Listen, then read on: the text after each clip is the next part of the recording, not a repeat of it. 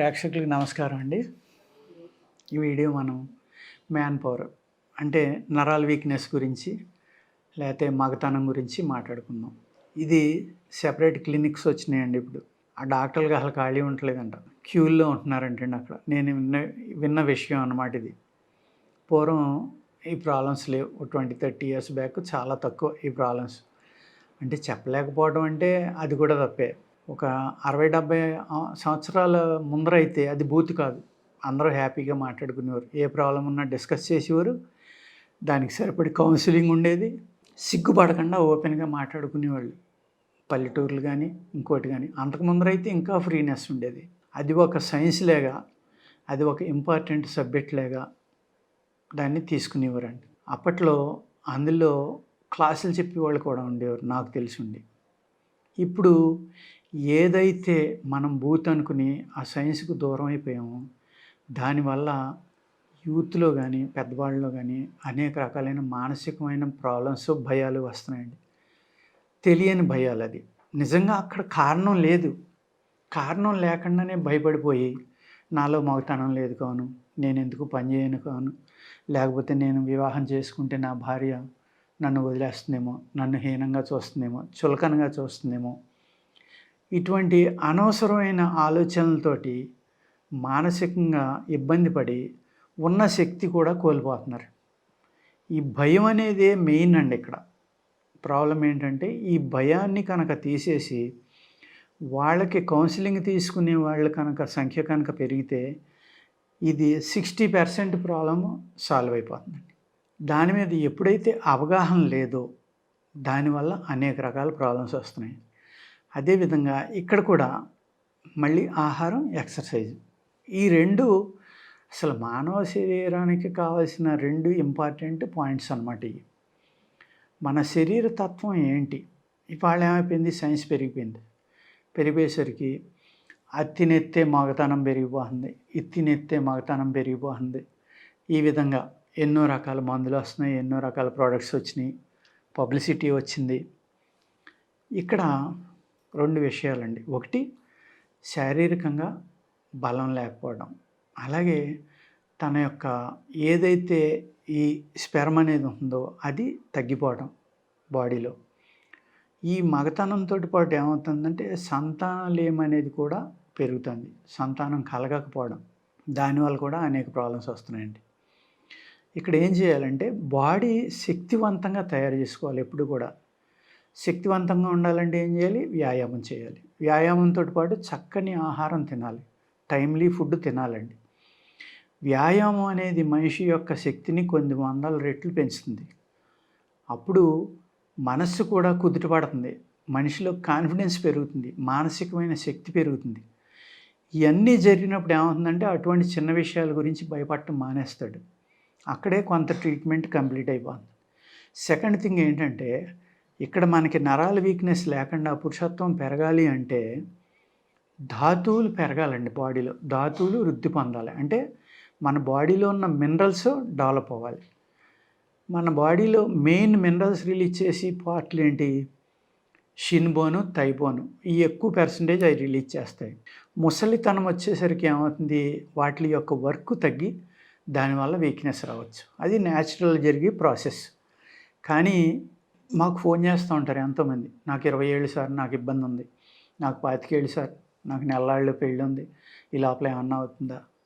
వీళ్ళందరూ ఏం ఊహిస్తారంటే ఈ వయాగ్రా లాంటి మెడిసిన్స్ గురించి తెలుసుకున్న తర్వాత అది వేసుకుంటే ఏదో అది టెంపరరీగా తప్ప న్యాచురల్ కాదది. దానివల్ల కొన్ని సైడ్ ఎఫెక్ట్లు కూడా ఉంటాయి.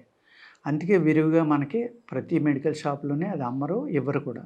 ఇక్కడ మనం న్యాచురల్‌గా శరీరం యొక్క శక్తిని పెంచుకున్నప్పుడే మీకు ఆ ప్రాబ్లమ్ అనేది సాల్వ్ అవుతుందండి. న్యాచురల్‌గా పెంచుకోవాలంటే ఏం చేయాలి? అద్భుతమైన మెడిసిన్స్ ఉన్నాయి ఆయుర్వేదంలో. మర్రి చెట్టు మీదే ఒక 7, 8 రకాలు ఉన్నాయి. మోదుగ చెట్టుతోటి చేసుకోవచ్చు.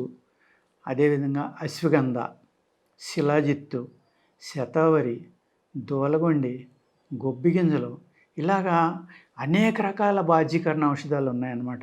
వీటిని ఆయుర్వేదంలో వాజీకరణం అంటారు. వాజీ అంటే అశ్వం, అంటే గుర్రానికి ఉన్నంత బలంగా మనిషి తయారవ్వాలనే దాని గురించే వాజీకరణం అన్నారు. అంత శక్తిని ఇస్తుంది కాబట్టి అశ్వగంధ అన్నారు.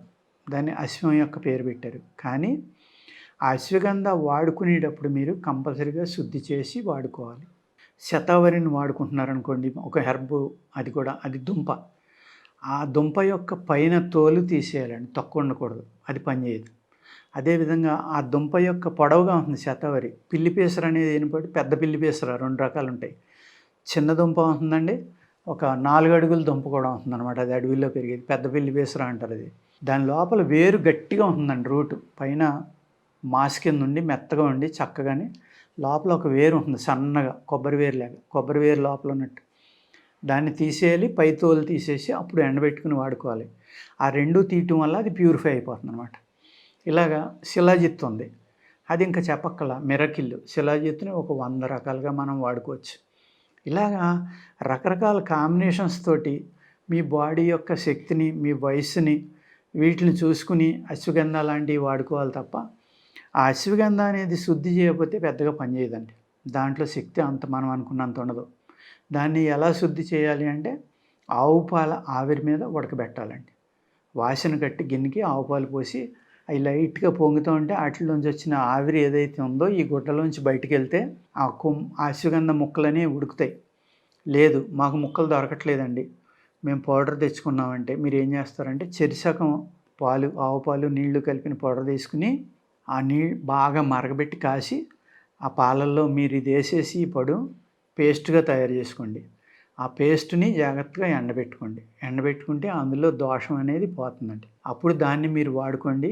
చాలా చక్కగా మీకు అశ్వగంధ అనేది నరాల యొక్క శక్తిని పెంచడానికి కానీ, మీ యొక్క నీరసాన్ని తగ్గించి కీళ్ళ నొప్పులు కానీ, మజిల్ పెయిన్స్ కానీ, నరాల నొప్పులు కానీ ఈ అన్నిటిని తగ్గించడానికి అద్భుతంగా పనిచేస్తుందండి.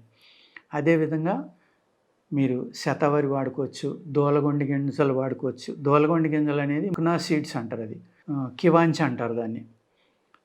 అది వాటిని కూడా శుద్ధి చేయాలండి. అవి చక్కగా పనిచేయాలంటే ఏం చేయాలంటే మీరు ఆవు పాలలో ఉడకబెట్టి దానిపైన తొక్క తీసేసి గింజల మట్టికి ఎండబెట్టుకుని దాన్ని పౌడర్ చేసుకుని కనుక మీరు వాడితే చాలా అద్భుతంగా అది మీకు రిజల్ట్ ఇస్తుంది. ఇలాగా గొబ్బి గింజలు, ఈ గొబ్బి గింజలు చాలామంది తెలియక ఏం చేస్తారంటే అది ఏమాత్రం తడి తగిలినా కూడా వెంటనే ఒక వదలనంత జిగురు ఉంటుందండి. అది చాలా జిగురు అనమాట. తడి తగిలిన వెంటనే జిగురు వచ్చేస్తుంది అందులోంచి. అందుకు దాన్ని ఏం చేయాలంటే గొబ్బి గింజల్ని కొద్దిగా వేడి చేసి పౌడర్ కొట్టుకుని మిగిలిన వాటిలో కలుపుకోండి. లేహ్యాల్లో కూడా కలుపుకోవచ్చు. చేసుకుని మీరు బ్రహ్మాండంగా పనిచేస్తుంది.